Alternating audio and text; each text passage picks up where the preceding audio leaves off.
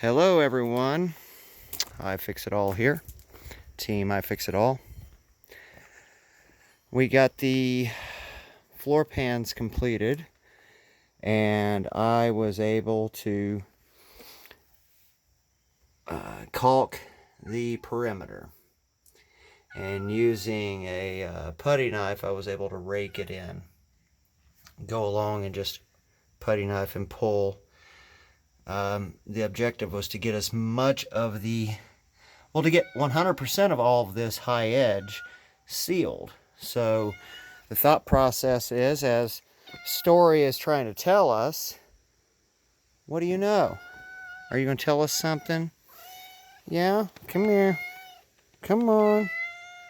So the thought process was, if the window is down or somehow leaks in the future, whatever the case is, even though it sounds counterproductive, I need this floor to act like a bowl to hold water and not absorb, and allow us time to get it out if possible, and not allow any water to get underneath this new floor pan.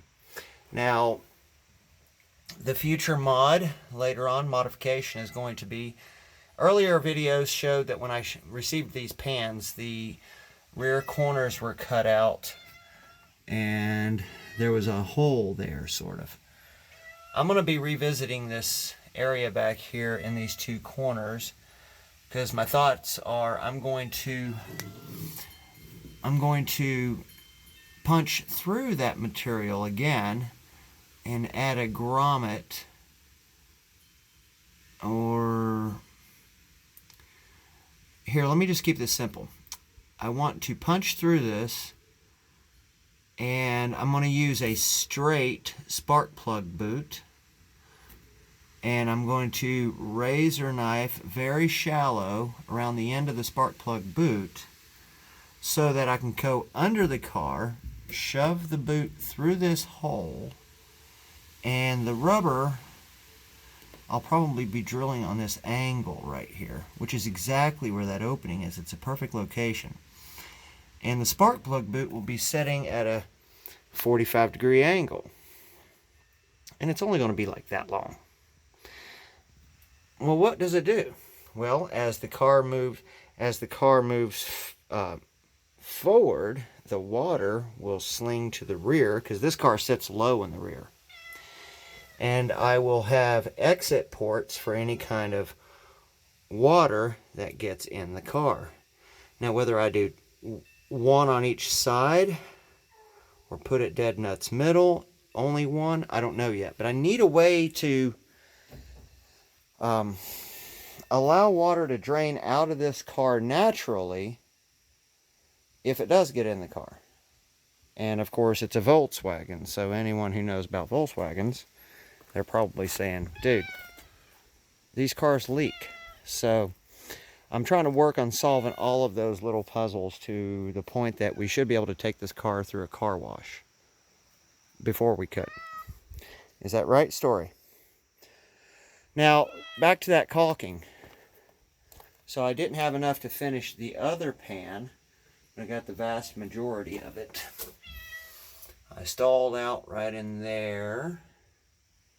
So I need, what I'm going to do is get 4 more tubes, because what I do know is on the underside of the car, I still have to caulk that perimeter.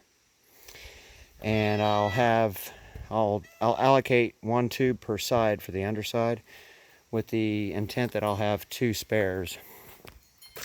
I'm not even sure I want spares in my shop. I usually keep back stock of items that I need because I'm a DIYer. But there it is. Go ahead and use it if you want. There's the model number, LN2000. I literally only laid 1 bead of caulking around this pan right here. Didn't take me long. I was probably into it maybe 15 total minutes, and I thought, well, let me lay my bead, and then I can come along and I can smooth it out, even with my finger or something. No, you don't do that with this. This stuff starts setting up real fast. That's what has me concerned. I don't mind quick setting product, but in this case, it almost spooked me because I was having a terrible time smoothing it with a putty knife because it was wanting to hold on to my putty knife as I put the putty knife on the high mound of material and pulled the material up under the sheet metal between the original floor and the new floor. It was way way tacky. So I'm not going to try it right now, but I'm sure, well, I'm tempted. Yeah, that stuff hasn't even been on there 30 minutes. It's already like I just touched it and I got nothing on my finger. Let me show you that again. 30 minutes it's been on. Nothing. I have no clue what the hell that is. But I do know one thing. It's liquid nails. And the words on it says fuse it. And I think what I'm seeing is it's fusing it. So I like that. I just think it acts too fast. I think I'll find that useful for other things in the future. I like to have a little bit of wiggle room in time. It's kind of like that auto dispensing silicone. It's called quick acting, like 5-minute silicone. Buddy, as soon as you pull the trigger on that stuff and lay it out, you better not have an oil pan you're dealing with, because by the time you get to the end of the oil pan, the beginning of your bead is already starting to harden up. So, so I'm going to get my act together and go down under. Great progress so far. Britt started on the rear window, and let's just say that, yep, she sure as hell is driving how deep we got to sand this car now. She got all that all the way around and back to me. It's looking pretty good back here.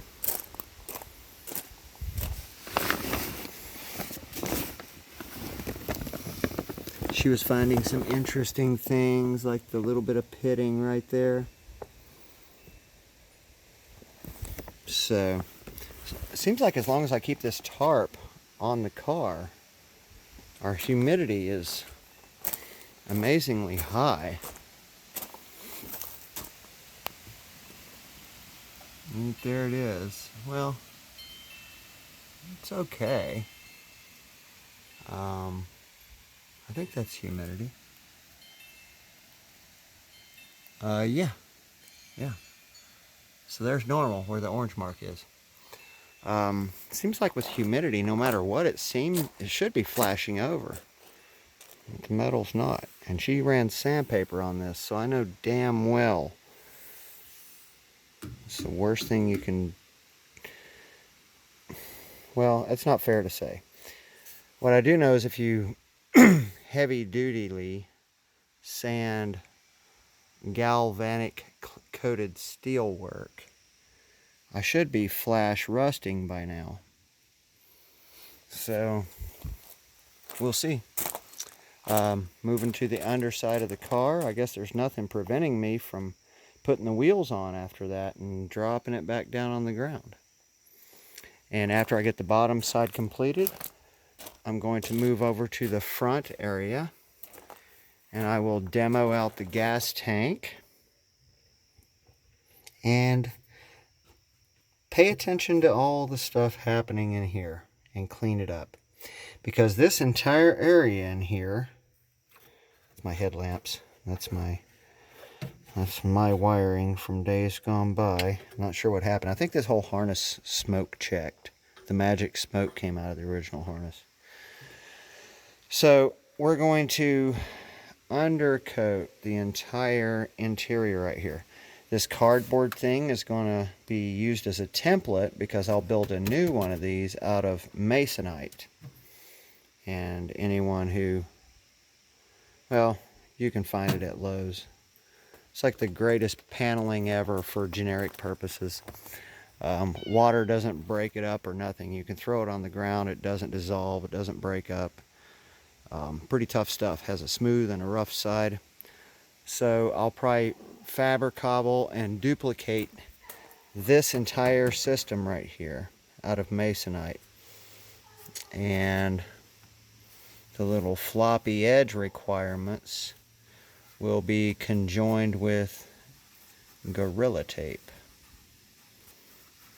on the front and the rear, I think. Hopefully that'll work. And then I'll probably spray paint it. Anyway, we're not purists on this car. I would if I owned this car. I was considering buying one, but we hope to do some updates to this car to include the one day we want a rotary engine in the rear, or Britt and I have been watching conversion videos where you turn these things into electric cars. And with new capacitor technology and new battery tech, I think capacitor tech is going to be the thing that wins in the long haul. The combination of the two, with Maxwell supercapacitors, and then can't think of their name right now. They're a capacitor company up in New Jersey. They make something that just dwarfs the Maxwell supercapacitor. That company in New Jersey actually solved a complicated problem for car audio enthusiasts, where you have a lot of bass and a lot of dB gain, and your radio is draining your onboard battery and maxing out your onboard alternator. A capacitor bank, a couple 3 parallel capacitor banks, which will end up weighing like maybe 15 pounds each, helps supplement all that new inrush. And capacitors kind of act like batteries in a way, but they charge up a whole hell of a lot faster, but they have discharge characteristics like a battery. So this car could be a good candidate for some sort of power system that could move it across a distance of a couple 300 miles would be my target. But of course, here we go again, the price per watt. At what point does this stuff become cost prohibitive?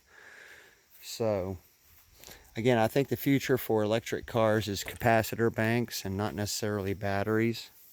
There's only so much lithium on the planet, and you got to dig so many holes in the earth to go find what little we do have. But we know how to make capacitors. We'll figure it out. So now that we're off that tangent, back to Gregory. Here I go under. Till next time, see ya.